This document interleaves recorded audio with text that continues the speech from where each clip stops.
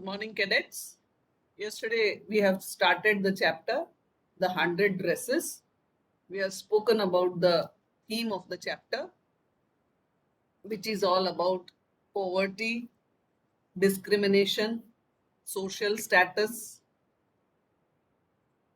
So the lesson wants to convey the person's talent, skills should be respected and not his class should matter. So before we read, how do we judge the people around us? By their money, wealth, and possession? Or is there something more enduring value to look for in a person? So it's a very beautiful question. I would like some of the cadets to comment on it because you are the future citizens of the country and you should know how to value people around you. So I want some cadets to volunteer for this question. Is it their money, wealth, possession, skills, knowledge? What matters? Yes. Can you please The skills which we have to look into in a person, maybe honesty, punctuality, helping nature, So when and how he socializes with other people around him, ma'am. for Rishikeshwara, it matters the person's skills, knowledge, how he gets along with others. Yes, Cadet Abhiram, please express. In this modern era, we tend to judge people on the basis of the dress they wear, their possessions, their money, their wealth. But actually, this is the wrong judgment we have of people. The thing that should matter the most is the person's emotional quotient or EQ, ma'am. How they behave with the society, how what is their behavior towards the lower and their juniors, their seniors, and their equals. Um, do they respect everybody equally? Do they um, uh, are they on time everywhere? How do they behave in the society in general terms? This should actually determine how we judge people and our acquaintances. Okay, thank you, Abhiram and Rishikeshwara. So, for Abhiram, he says that emotional quotient matters rather than IQ. He says that uh, appearances are deceptive or the dresses they wear that may have a temporary effect. Definitely, these factors affect you the money, the wealth, possession. But later on, when you find that person does not have any substance and he does not have any knowledge, all these vanishes which you decided on his wealth or possession or money, all this vanishes suddenly because you try to search some values and the person does not have any value. So it has been beautifully answered. This story is a sensitive account of how a poor young girl is judged by her classmates. So, this is a classroom scene where a poor girl, Vanda Petrunske, is a young Polish girl who is bullied by her classmates because she belongs to the lower strata or she belongs to a poor family. But ultimately, by the end, everybody recognizes that she is the most talented person in that whole class. So it is about a young Polish girl who goes to school with other American children in an American town. These other children see Vanda as different and see how different is put in single inverted comma. So that different here means maybe the poverty, or maybe she's not dressing in different dresses as they children have the psychology. They want to see you beautiful and everyday new dress, in tiffin, new snacks every day. That is the tendency, and Vanda does not have all these things. Can you guess how they treat her? So it's not a new thing. We are residing in hostel. So we know that people come from different strata of life. Everybody is not rich, but ultimately you should search a human being in every person, not their class, monies, or status. Now, there is a background about the Polish American community in the United States. The first Polish immigrants arrived in America in 1608, but the largest wave of Polish immigration occurred in the early 20th century. So these people from Poland, they have gone to America, and the largest immigration took place during 20th century, when more than 1 million Poles, they can be called like that also, Polish, Poles, immigrated to the United States. The Polish state did not exist at that time, and the immigrants were identified according to the country in origin rather than to ethnicity. So people were classified on the basis of the country of origin. That was the tragedy of that time. They were identified as Russian Poles, German Poles, uh, Austrian Poles. So it's just like our country only. Yes. So one of the most notable Polish American communities is in Chicago and its suburbs. So Chicago is sometimes called the second largest Polish city in the world, next only to Warsaw, the capital of Poland. Polish Americans were sometimes discriminated against in the United States, as were the Irish, Italians, and Jews. According to the United States 2000 census, this many Americans of age 5 and older reported Polish as language spoken at home. So when you stay in a place for a long time, you start speaking the native language, which is about 1.4% of people who speak languages other than English, or 0.2% in the US population. So this is the background how Polish people, they have immigrated to USA. Now begins the story. Today, Monday, Vanda was not in her seat. But nobody, not even Peggy and Madeline, the girls who started all the fun, noticed her absence. Usually, Vanda sat in the next seat next to the last seat in the last row in room 13. She sat in the corner of the room where the rough boys who did not make good marks sat, the corner of the room where there was most scuffling of feet, most roars of laughter when anything funny was said, and most mud and dirt on the floor. So the things have been introduced very beautifully by the author Esther. He says it was Monday, and the main character of our story, Vanda, she was absent in the class, and the class was room number 13. So the people who used to bully her, that is two girls, Peggy and Madeline, today when she has not turned up, they also did not notice her absence. Now the author is talking about Vanda and her classmates. Vanda, she belonged to a poor family.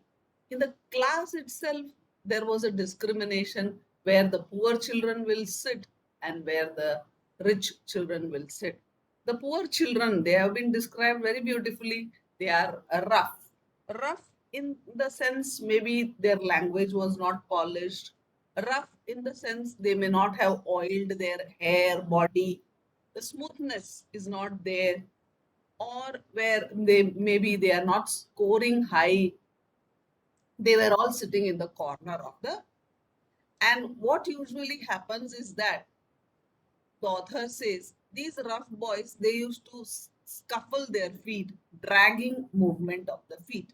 So we have to pay attention when we walk. We should lift our leg and walk. bragging is not good. And they will laugh on silly jokes also. And they will be covered in mud and dirt. They will come, their shoes will be full of mud and dirt. And when they enter the class, same will be the condition of the class. So this is the description of the first paragraph. Vanda did not sit there because she was rough and noisy. On the contrary, she was very quiet and rarely said anything at all, and nobody had ever heard her laugh out loud. Sometimes she twisted her mouth into a crooked sort of smile, but that was all. So Vanda belonged to a poor class, but she was not noisy or rough like the other people she used to sit with. She was very quiet, rarely contributed, she never said anything, and nobody had seen her laugh loudly. She used to sometimes, her lips used to give a crooked sort of smile, small smile. She never laughed loudly. Nobody knew exactly why Vanda sat in that seat, unless it was because she came all the way from Boggin Heights and her feet were usually caked with dry mud. But no one really thought much about Vanda Petrunsky once she sat in the corner of the room. So Vanda was an intelligent child, clever child. So people did not understand why she volunteered and sat in that corner with those rough children. But when we come to know that she came from Boggin Heights, where these poor class people lived, and her feet was also full of dry mud, they realized why she has volunteered to sit there. But nobody was really worried about her. The time when they thought about Vanda was outside of school hours, at noon time, when they were coming back to school, or in the morning, early before school began, when groups of two or three or even more would be talking and laughing on their way in the school yard. So nobody was really thinking of her during the school hours when they wanted somebody to bully or laugh at or make jokes and fun. At that time, Vanda was remembered. That was at noon time when they were coming back to school or in the morning. This was the time when they want to have some fun. Then sometimes they waited for Vanda to have fun with her. The next day, Tuesday, Vanda was not in school either, and nobody noticed her absence again. But on Wednesday, Peggy and Maddie, who sat down front with other children who got good marks and who did not track in a whole lot of mud, did notice that Vanda was not there. So on Wednesday, suddenly, the girls who used to tease her, Peggy and Maddie, realized from past 2 days, Vanda is not coming to school. And talking about them, they were always sitting in the front row. They got good marks, and their feet and all was never full of mud. These girls were looking good. Peggy was the most popular girl in the class. She was beautiful, pretty, she had many pretty clothes, and her hair was curly. Maddie was her closest friend. The reason Peggy and Maddie noticed Vanda's absence was because Vanda had made them late to school. So now they noticed that Vanda is not coming because they had waited near that place where they used to meet her so that they can bully her. But she did not come. They waited for Vanda to have fun with her, and she hadn't come. They often waited for Vanda Petrunsky to have fun with her. So, your children, you are growing up, you will be going to 11, 12, college, and all. So, It's a very appropriate lesson at your age. You should try to understand others' psychology and never bully anybody. Vanda Petrunsky, most of the children in room 13 did not have names like that. Her name, she was a Polish and others were Americans. Her name itself was different. They had names easy to say: Thomas, Smith, Allen. There was one boy named Bounce, Willie Bounce, and people thought that was funny, but not funny in the same way as Petronski was. Vanda did not have any friends. She came to school alone and went home alone. She always wore a faded blue dress that did not hang right. It was not fitting her properly, also. She had only one dress, a blue dress, and that also was faded. It was not bright because overusing any cloth, all the colors will get faded. It was clean, but it looked as though it had never been ironed properly. So, if it had been ironed and maintained properly, a old dress could have looked better.